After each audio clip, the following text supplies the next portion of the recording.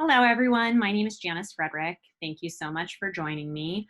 I am disappointed that we couldn't all be together this year, but I am thankful that ABAI created this opportunity for all of us to stay connected and to keep us learning from one another.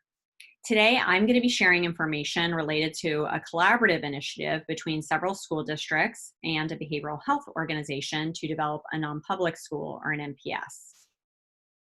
So ABRIGHT is that behavioral health organization, and we were founded nearly 14 years ago in Santa Cruz, California. We now have offices in Santa Cruz, Santa Clara, and LA counties, as well as in Corvallis, Oregon. And we were certified through the California Department of Education as a non-public agency, or an NPA, over a decade ago. So for the last several years, we've served students in many different capacities, including providing varying levels of individualized supports and BCBA supervision to students in a range of educational placements. We've also worked collaboratively with districts to establish a number of programs to serve students on public school campuses. And Jessica talked about one of those programs in her presentation.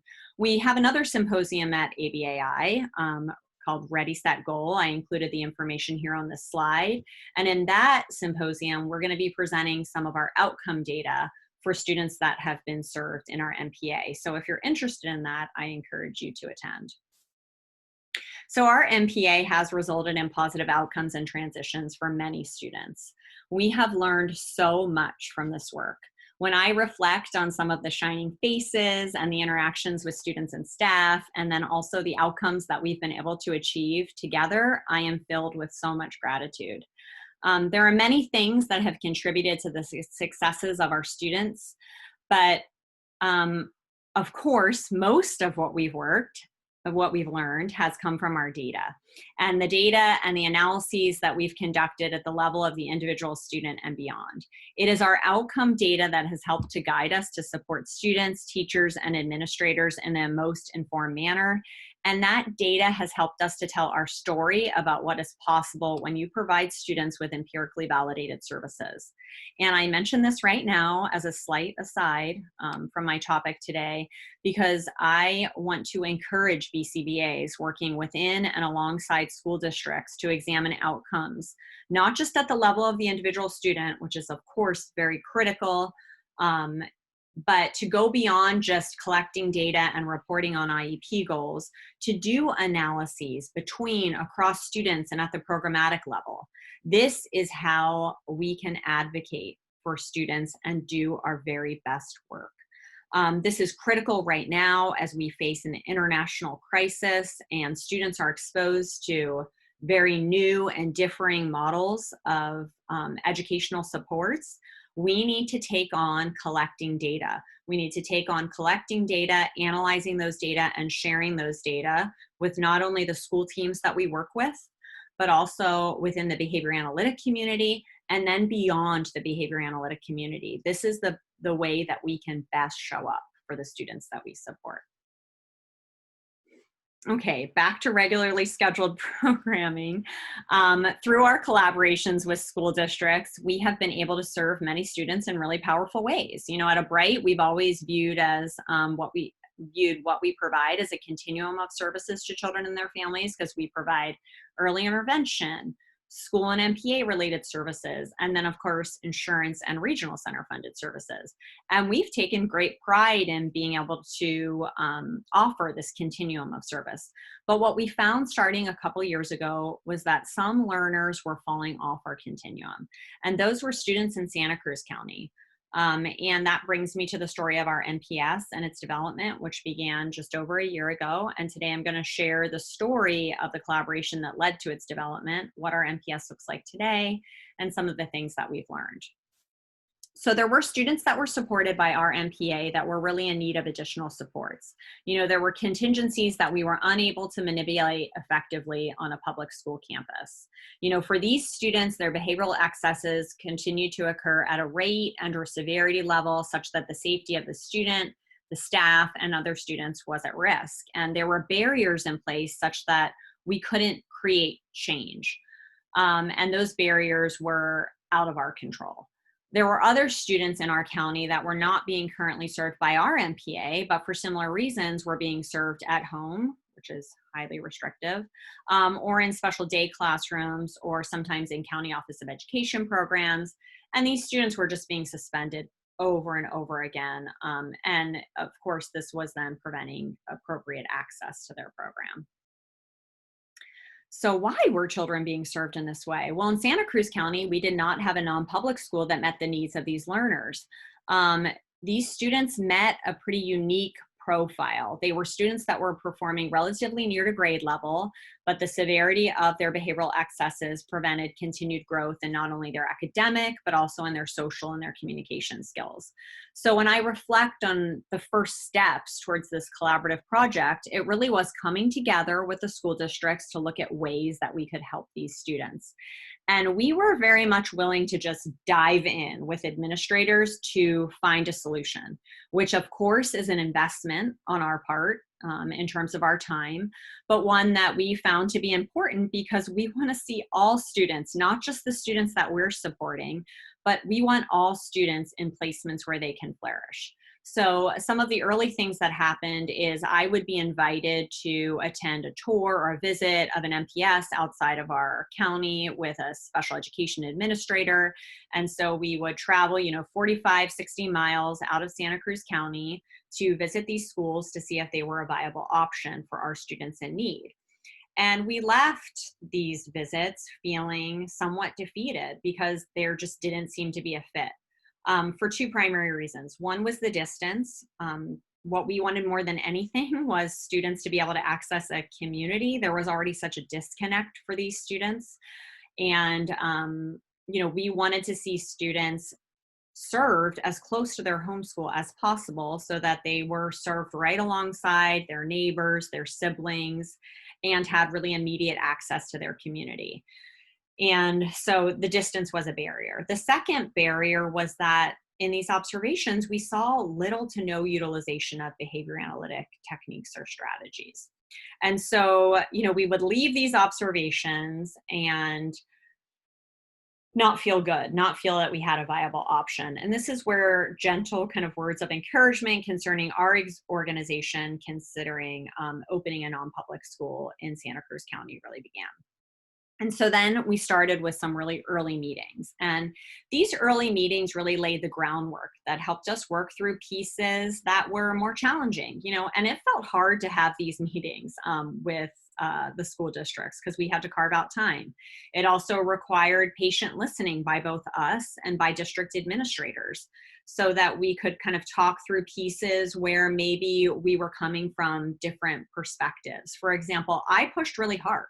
I pushed districts really hard to house the program on one of their campuses that was collaborative in nature because that is a model that we had utilized successfully in the past. And there was pushback from administrators at the district and the SELPA level because they just felt this wasn't a possibility. I had to listen to hear their concerns, and their concerns were that site administrators, for example, principals, were already too overwhelmed to manage a program like this at one of their sites. And I talk about these initial steps because I think they were critical to us being able to move forward in terms of building out a collaborative foundation from which our school was built. Administrators were also very willing to share data related to specific needs. And although my talk today is focused more on the clinical parts of the process, moving in the direction of opening an MPS is a tremendous investment of time and funding. And that's not something we were prepared to take on as an organization without considerable analysis. So we needed access to information about what we could anticipate moving forward. Our organization was not in a position where we could sustain opening a school and having it sit for any period of time without students.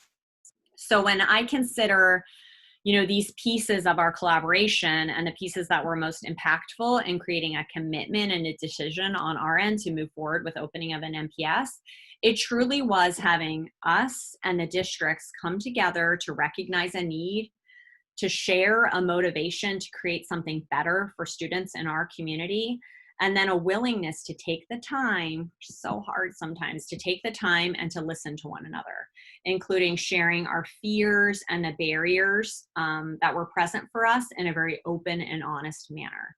And I think that this can be applied to a lot of the collaborative work that we take on as BCBAs with school districts, regional centers, and even with parents. Once as an organization we decided to move forward, we began working towards the development of a model grounded in behavior analytic methodology and measurement that would serve as the framework for guiding all of the practices of our school. We also took the time to identify our core values that would guide collaborative and school-wide protocols. And we identified our values as functional communication, safety, rapport and relationships, community, goal setting and committed action, and then integrity and accountability. We continue to remain in really close touch with school district administrators, especially the special education directors at both the district and the county levels. We kept present that discussion about our guiding values. And we did that in smaller meetings and then in the context of larger presentations that we did with groups of county level administrators. We kept talking about what our commitments were. We actually then moved forward with developing out the specifics of our school model, and it was important to us to try to open at the start of the next school year because we wanted to be in line with when other students in Santa Cruz County would be returning from summer break. And so that gave us 5 months to complete all of the things that you see in tiny print here on this slide, and then about 1 million more things that I didn't list.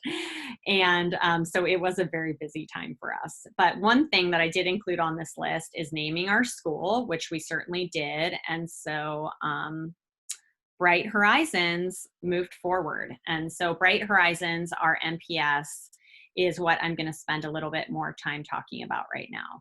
One question that we frequently get is, how do we do all of these things in such a short period of time? And I do think it's important to acknowledge that we relied on our collaboration. You know, we built a community inside and outside of a Bright that was committed to our school.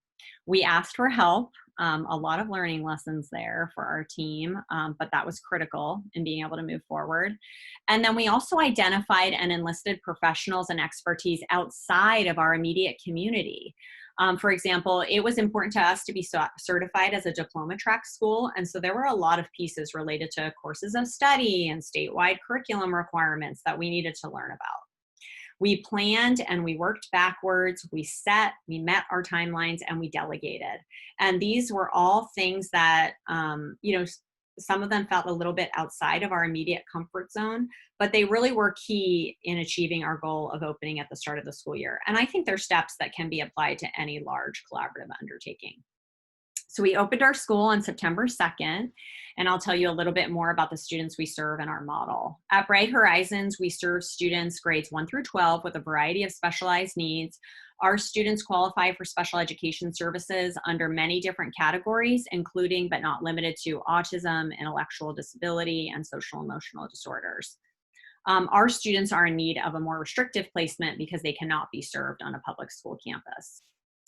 We serve students that have high rate and/or behavioral excesses that pose safety concerns. So these are kids that have had multiple suspensions and/or low attendance. They've shown patterns of limited progress. They're interestingly, though, oftentimes performing near grade level. And there are students with sophisticated verbal vocal repertoires, but still these students have deficits in communication, social, and/or executive functioning skills. Our goal at Bright Horizons is to return students to a public school setting as soon as we can successfully transition them. Here's just some information about our current student composition. I'm not going to be able to spend a lot of time on this, but our student composition right now is pretty heavily concentrated in the middle school grade range. And most of our students have come from County Office of Education placements and come to us under the ed category of emotional disturbance. So the focus of my presentation today is the development of Bright Horizons through our collaborative efforts, but I do want to share information about our model and some of the progress that we've observed with our students. So the model itself is very comprehensive and definitely best served in a presentation that would allow for more detail. But as I mentioned, most of our students are performing near to grade level. We're a diploma track school, although some of our students are on track to receive a certificate of completion. And because of that, academic instruction is an important part of our model. We do a lot of assessment. Students receive both large and small group academic instruction, but our model is really heavily individualized to meet the needs of each student. So our teachers have really taken this on by relying on data to direct their instruction, their modifications, and supports for students. You know, students are with us because they engage in significant and dangerous behavioral excesses. So each student has time built into their daily schedule where they're working individually from a individualized curriculum designed to shape and strengthen functional replacement skills for those behavioral excesses. All of our students participate in values-based instruction daily. This work occurs in individual sessions and or small groups, depending on the student's individual needs. And then a huge part of our model is a focus on community and social skill building. The entire team, students and staff, participate in a morning and an afternoon meeting during which there's the opportunity for everyone to share with one another, to detail successes, fears, worries, and to provide one another with compliments. The afternoon meeting is actually my favorite part of daily activities at Bright Horizons. And when I am at the site, I always leave that meeting feeling so moved by our team and by the students. Our students also have daily individual and shared responsibilities, so tasks that they share with one another that they complete each day as a contribution to our school community. These responsibilities involve projects like cleaning different areas, prepping for future activities, and planning special events. It was also very important to us that we created a community not only for our students, but for our parents who, similar to our students, often felt isolated when their children were in other less successful placements. So our families receive newsletter updates, they're invited to celebrations and special events that are held pretty frequently on campus. And then we solicit their feedback via electronic surveys and direct interview methods every 4 to 6 weeks. And I look forward to sharing that feedback in a future presentation. Each of our students has individualized support, so they all have individualized support provided by a behavior interventionist throughout each school day. They each have a function-based behavior support plan attached to their IEP, and then BCBA supervision. At Bright Horizons, we have a lot of group level contingencies that are operating, and then of course there are individualized contingencies. But we have group-based reinforcement contingencies as a part of our program. I won't be able to talk about those today in any detail, but they're bright safety points and bright work points. And then of course each student has an individualized reinforcement protocol. I wish I had more time to talk about our amazing team, some of whom are shown here in this slide.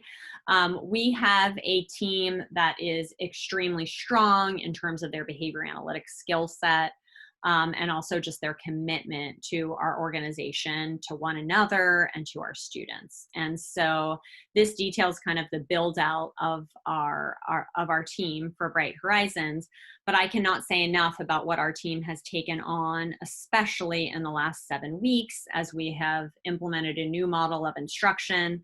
Our students at Bright Horizons did not miss any school due to school closures. We were able to, with immediacy, move to another platform, some students continuing to receive in-home individualized supports, and then some students receiving their individualized supports at a distance, but all students still having access to live instruction. We're still doing live instruction via a digital platform for a full school day, 5 days a week. And I am so proud of what our team has taken on in the presence of such a challenging time.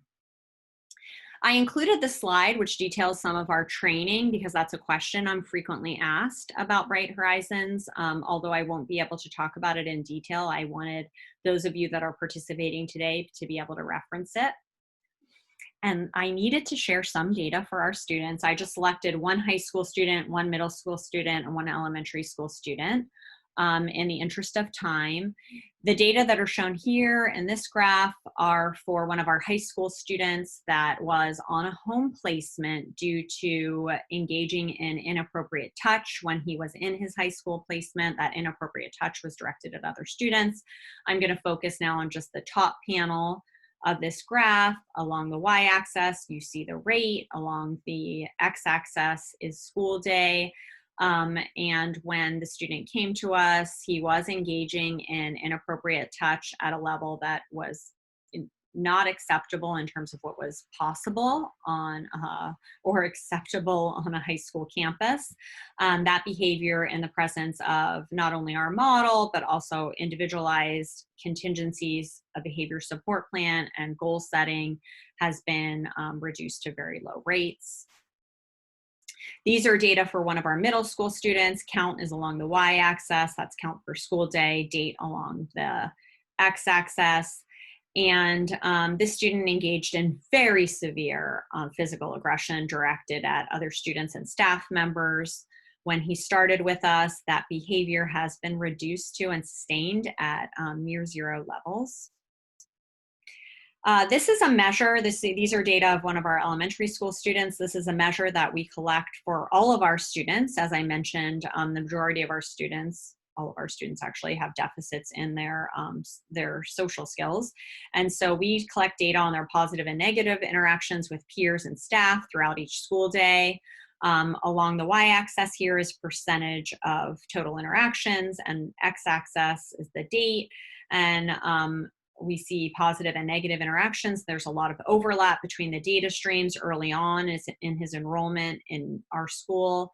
And then there is a nice separation such that we're seeing many more positive interactions than negative interactions. I look forward to a future presentation when I can spend more time sharing information about outcomes for our students. Okay, so what has contributed to the collaborative success of Bright Horizons? I really think a huge part of it is the level of commitment to the collaboration itself, asking for help, listening to one another, and taking on for our community meeting an unmet need. I think that's been really powerful. There's such a focus on community within Bright Horizons, and then also outside of Bright Horizons with our collaborative partners. You know, we've really taken on valuing and committing to each member of that community, from the students to its leaders. I think another thing that's been really powerful for us is sharing our story, sharing our goals, and sharing our commitments with one another.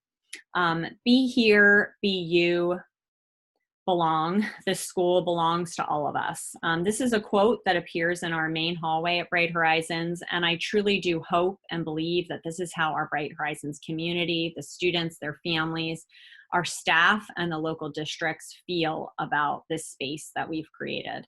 Thanks for hanging in there. I know I went a little bit long. I wish each of you health and safety during this challenging time, and I do really look forward to the time when we can all be together again on school campuses, in our centers, in one another's homes, and then also at our conferences. Be well.